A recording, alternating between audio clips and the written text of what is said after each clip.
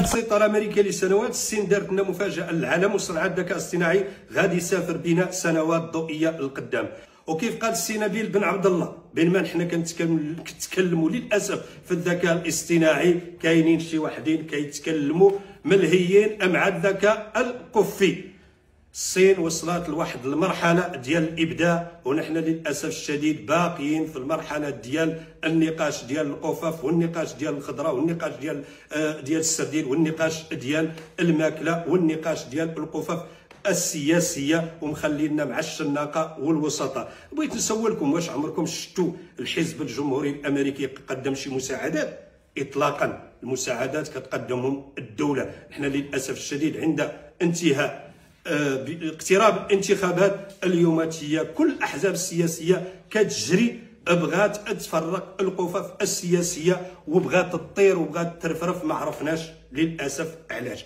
انا بغيت نسولكم واحد السؤال، وهذا السؤال يؤرقني جدا. هاد الصين اللي بمليار ديال البشر وعندها التكنولوجيا كلها وتجاوزات هذا الاشكال اللي حنا واحلين فيه، واللي نقولوا حنا كي كنقولوا الحسانيه باقي واحلين غير مع كروشنا، وصلات. ونحن ما عندنا حتى 40 مليون ديال البشر. فين كاين الاشكال بالضبط؟ علاه حنا ما نكونوا بحال الصين؟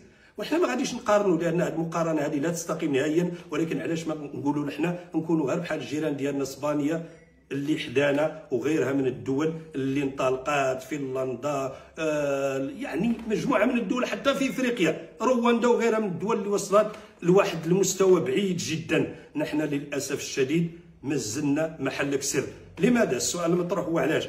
لان عندنا الفساد وتكلفته الكبيره. واللي كيقول لي، وهذه وقعت لي، على انه كنت قاعد مع واحد المسؤول لما كنت رئيس جهه، وقال لي مسؤول حزبي طبعا وفاعل حزبي في المغرب، وقال لي ولدي انت السي بوعيده كتكلم بزاف على الفساد، فهذا الفساد راه ما كاين، خاصك تهذب المصطلح. قلت له اعطيني علاش بالضبط. قال لي راه هو فقط ماشي فساد، هو اعاده توزيع للثروه. شوف هذا العبقري هذا.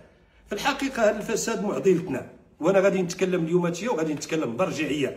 الى عقلتوا على الخطاب الملكي في 30 يوليوز 2016 اللي تكلم فيه جلاله الملك عن الفساد، وتكلم على انه يجب ان تكون هناك تدابير قانونيه واجراءات قانونيه لمحاربه الفساد، وتكلم على ان الدوله وحدها ما يمكنش تحارب الفساد، وعلى ان المجتمع المدني وعلى ان جميع الفعاليات يجب ان تشارك في محاربه الفساد.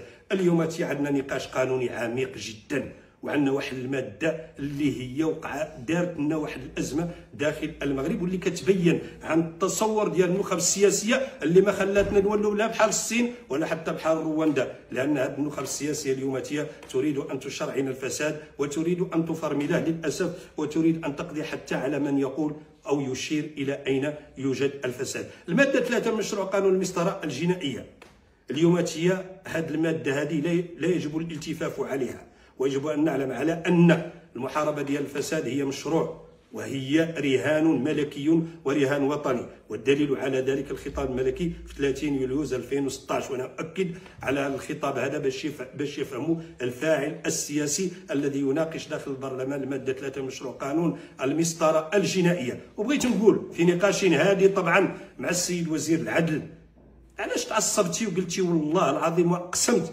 على انه هذه الماده هذه لن يصلها اي تعديل ولا يلحق اي تعديل؟ وفي الحقيقه هذا الكلام ديالك هذا راه يحيلنا على انه يجب اغلاق البرلمان.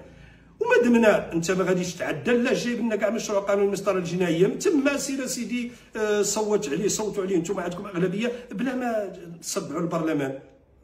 يعني شكون اللي مشرع؟ واش وزير العدل هو اللي مشرع؟ واش البرلمان هو الذي يشرع؟ الماده 3 راه نقاشها مغلوط جدا، لانه اليوم ما كنتكلموش فقط على الجمعيات واش عندها الحق ولا ما عندها الحق. الجمعيات راه في نقاش قانوني، الجمعيات راه كتقدم غير بواحد الشكايه. النيابه العامه يمكن الى بانت لها الدلائل وادله حقيقيه لفتح المتابعه راه تفتح التحقيق، ولا ما بانت لها راه كدير حفظ الشكايه. الاشكال الكبير اليوم على ان هذه الماده تقوض حق النيابات العامه في المغرب في محاربه الفساد وفي فتح المتابعات، وكتعطي الوكيل العام لدى محكمه النقد الحق فقط، وبالتالي كتغل يد النيابات العامه في المغرب. وهنايا هذا هو الخطير، لانه ما بقيناش غير في المجتمع المدني، وصلنا النيابه العامه حق تحريك الدعاوي. وعندنا خلط ما بين المتابعه ديال حالات الفساد وجرائم الاموال. وقع لكم واحد الخلق، وقع لكم واحد الخلق في الاجراءات، وقع واحد الخلق في التصورات، وقع واحد الخلق في النقاش العمومي. اليوم الله يجازيكم بخير كنقول لكم على انه يجب الا نشرعن للفساد. القانون سيف خطير جدا، استعماله يجب ان يكون حمايه المجتمع من تغول الفساد. واش كاع ما كاينش جمعيات شريفه في هذا الوطن هذه؟ ما كاينش مواطنين شرفاء يريدون حمايه المال العام؟ النيابات العامه حيدناها، ونحيدوا الجمعيات، ونحيدوا حتى النيابات العامه في المتابعه.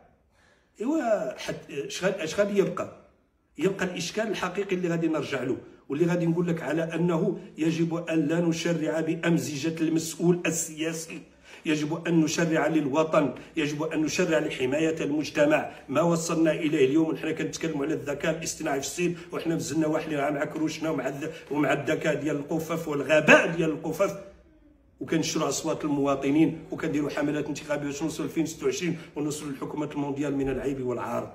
اليوم كاين عندنا أزمة حقيقية يجب أن تناقش، ويجب أن نطرح السؤال الإشكال. اليوم ما جدوى الانتخابات في المغرب؟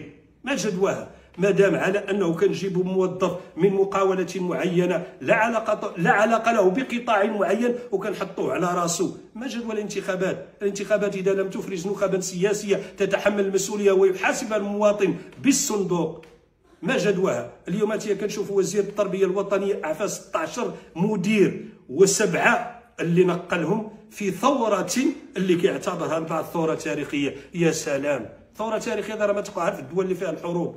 واش على بناء على اي استراتيجيه، بناء على اي تصور، بناء على اي دراسه عفيت هؤلاء وفيهم ناس اكفاء؟ هذه حمله انتخابيه سابقه لاوانها، هذا لعبهم بالنار، هذا جعل التعليم هو الحائط القصير الذي تمرر منه الاجندات الانتخابيه والسياسويه للاسف لموظفين لا يفهمون للاسف دور التعليم في تطور المجتمعات. للاسف الشديد والله نرى اليوم واحد العبث سياسي داخل المغرب ما مثله عبث قامت به هذه الحكومه وتقوم به فقط لانها تريد قياده حكومه المونديال. بالله عليكم باي حكومه تفكرون، باي منطق تفكرون ونحن نعيش هذا العبث وهذا الغلاء وهذه الازمات الاقتصاديه والاجتماعيه ما قداتكم؟ الى بقينا حنا بحال هكا صامتين وما كنمشوش للانتخابات ولا نشارك في النقاش العمومي ولا نتحدث ونمد ايدينا ل 200 درهم و 300 درهم والقفه وكيشرونا وكنشبعوا كروشنا في لحظات مؤقته وكننساو كل شيء وكنبيعوا ضمائرنا. هذا هو الاشكال نحن اللي خاصنا نتحلوا، ماشي الحكومه ماشي البرلمان. اؤكدها هناك ازمه عندنا نحن كمواطنين قبل ان تكون الازمه في النخب السياسيه وقبل ان تكون الازمه في الدوله. كنا كنتقدوا الدوله، اليوم يجب ان ننتقد انفسنا وكنقولها وكنأكدها. حذاري باللعب بالقانون وحذاري باللعب ايضا بالتعليم.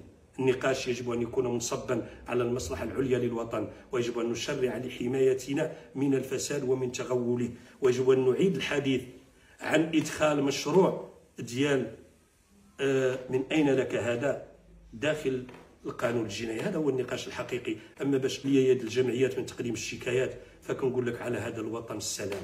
لماذا؟ لان حنا بهذا الشيء اللي كاين دابا في القانون القديم، قانون المسطره الجنائيه القديم، وغادي ندخلوا في مشروع قانون المسطره الجنائيه الجديد، وسديتوا علينا الابواب ديال النيابات العامه تحرك الدعوه العموميه الى رجعت المحكمه بالوكيل العام لمحكمه النقد، وغليتوا يد الجمعيات وغليتوا يد الناس تقول لكم اين هو الفساد وتشير اليه بهذا الشيء كامل. وحنا في هذه المراتب المتدنيه من التنميه وعندنا هذه الاشكالات الحقيقيه اليوميه اللي مقابلينها والنقاشات الحقيقيه ديال الكرش وديال الماكله. بالله عليكم كيف يصبح الحال اذا ما تمت الموافقه على هذا الشيء اللي كيجايبوا الماده 3 اللي مشروع قانون المسطره الجنائيه اللي جايبها وزير العدل، وهذا الشيء اللي واقع اليوم في وزاره التربيه الوطنيه والتعليم.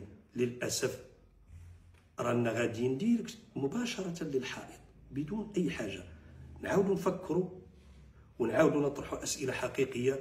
الصين عندها مليار البشر، ماشي حتى قهوه في المغرب، وشوف فين وصلت، ونحن باقي كنتكلموا غير على سد الرمق. والله الا مهزله وحنا في 2025 ونستعد لرهانه كبيره، ومازال الا جات قطره من السماء كتخلي لنا الارض كلها مياه، ومازال بنادم كيسول على السر ديال 5 دراهم والبصله ب 12 درهم والحمد ب 90 و 80 درهم ولا ب 120 درهم. والله الا هذا نقاش ديال الكرش، وللاسف ما دمنا باقيين غير في الكرش العقل سيعطل، وسلطه العقل الى تعطلات على الوطن السلام. تحياتي لكم والسلام عليكم.